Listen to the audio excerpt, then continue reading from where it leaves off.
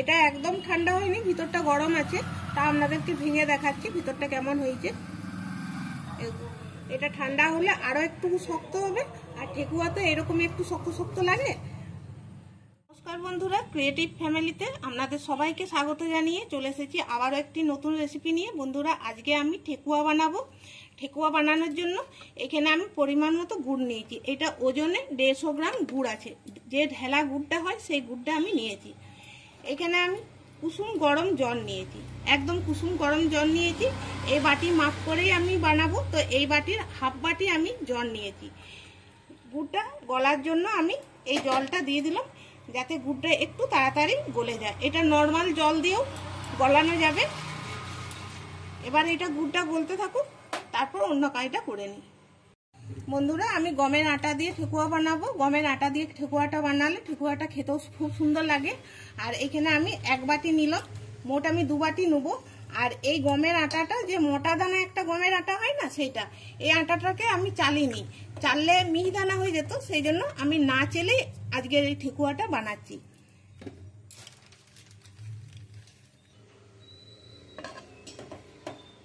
এই বাটির মাপ করে 2 বাটি আমি নিলাম। এবার দিয়ে দিচ্ছি একটু মৌরি, ছোট এলাচের গুঁড়ো। এখানে আমি 3টে এলাচের দানাগুলো বের করে গুঁড়ো করে নিয়েছি। আর দিচ্ছি চীনা বাদাম। চীনা বাদামটাকে আমি ভেজে ছালটা ছাড়িয়ে আর এরকম ছোট ছোট টুকরো করে রেখে দিয়েছি। আপনারা চাইলে এতে নারকেল দিতে পারেন, কাজু দিতে পারেন, কিশমিশ দিতে পারেন। আমার হাতের কাছে ওগুলা নেই, আমি সামান্য কিছু উপকরণ দিয়ে আপনাদেরকে বানিয়ে দেখাচ্ছি। আর বন্ধুরা, আজকের এই রেসিপিটি আপনারা প্রথম থেকে শেষ পর্যন্ত দেখবেন। আশা করব ভিডিওটি আপনাদের ভালো লাগবে। এই উপকরণগুলো আমি ভালো করে মিশিয়ে নিয়েছি। এবার এখানে আমি সাদা তেল নিয়েছি, আপনারা ঘি দিয়েও বানাতে পারেন। ময়ম হিসাবে আমি সাদা তেল দিচ্ছি।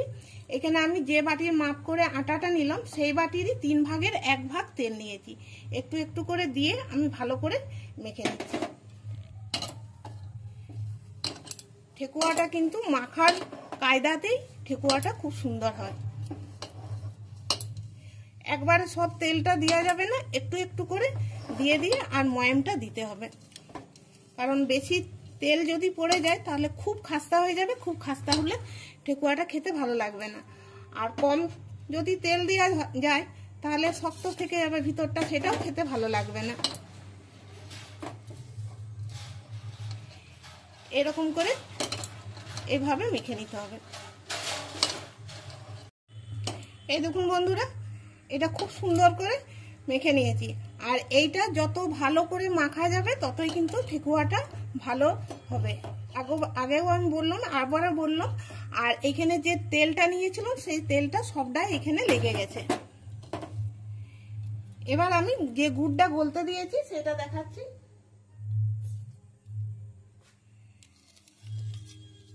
এই দেখুন, এটা গলে গেছে।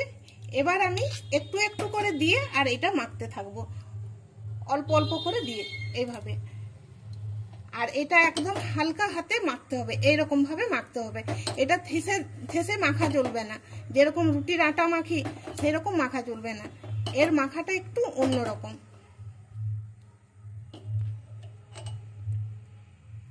এইভাবে একটু একটু করে দিয়ে আর এইরকম করে মেখে নিতে হবে।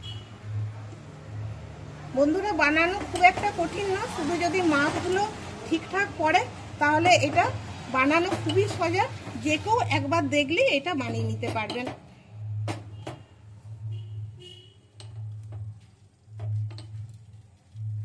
এভাবে এরকম করে ছড়িয়ে ছড়িয়ে দিয়ে আর মেখে নিতে হবে। এই দেখুন বন্ধুরা, এইভাবে আমি মেখে নিয়েছি। এরকম ঝরা ঝরা ভাব থাকবে, এইভাবে মেখে নিয়েছি। আর দেখুন, যতটা আমি গুড়ে জল দিয়েছিলাম এইটুকু জল আমার বেঁচে গেছে, মানে গুড়ের জল এইটুকু বেঁচে গেছে। সেই জন্য একটু একটু করে দিয়ে আর মাখতে হয়। একবারে যদি দিয়ে দিতাম তাহলে কিন্তু এই জিনিসটা নষ্ট হয়ে যেত, ঠিক মতো পাকানো যেত না।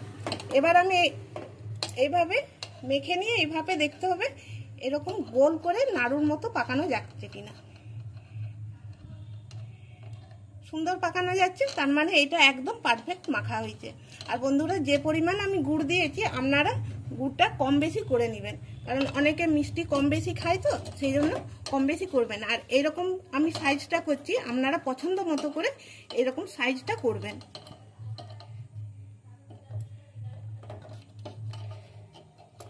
এইভাবে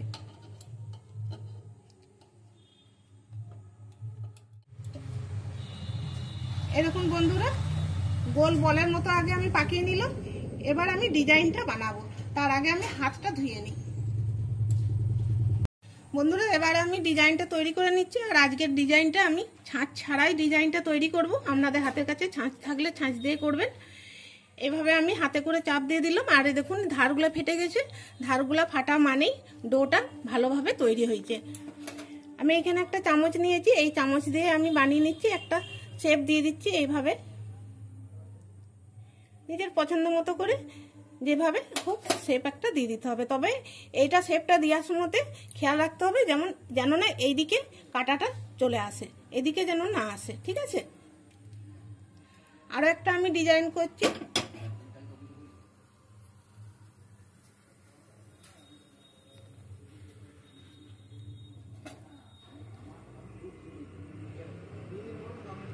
এইভাবে দিয়ে দিলাম, আর এইভাবে একটা চৌকো শেপ চলে এলো। তো এরকম করেই আমি এগুলো বানিয়ে নিচ্ছি।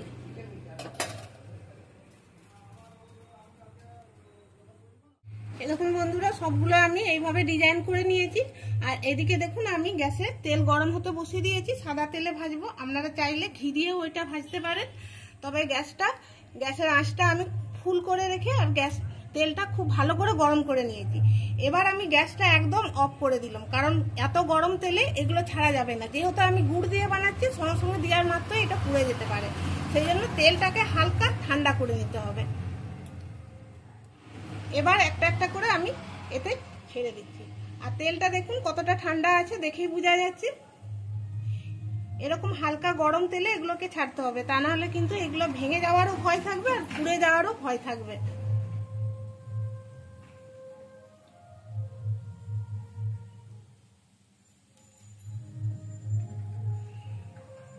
এবার আমি গ্যাসটা জ্বালাবো।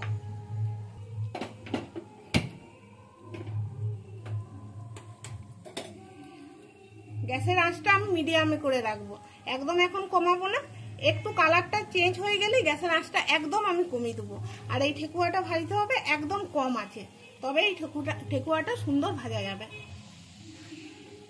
এবার দেখুন আস্তে আস্তে কালারটা চেঞ্জ হচ্ছে। এবার আমি গ্যাসের আঁচটা মিডিয়ামে করে রেখে দিচ্ছি। বন্ধুরা, আমি 3 মিনিট পর আপনাদেরকে দেখাচ্ছি। এবার আমি দেখুন একটা একটা করে আস্তে আস্তে করে উল্টে নিচ্ছি এভাবে।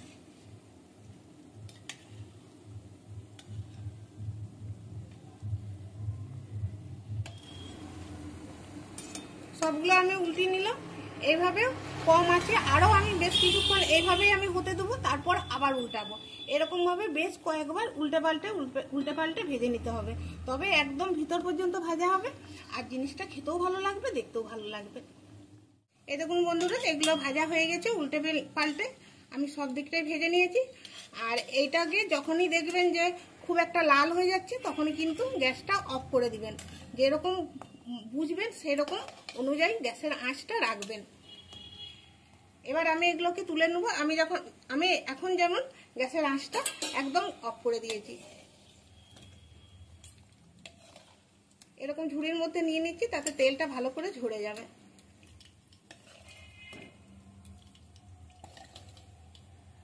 বন্ধুরা, আজকের এই রেসিপিটি আশা করব ভালো লাগবে আপনাদের। ভালো লাগলে একটা লাইক করবেন আর কমেন্টে জানাবেন আমাকে কেমন হয়েছে। আর আমাদের চ্যানেলটিকে সাবস্ক্রাইব করে আমাদেরকে সাপোর্ট করবেন। এভাবে দেখুন তেলটা আস্তে আস্তে পড়তে থাকছে।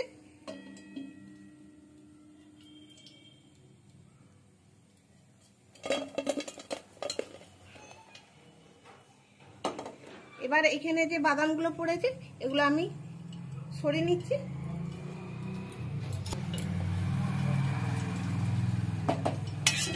বাকি যেগুলো আছে একইভাবে আমি ভেজে নিচ্ছি।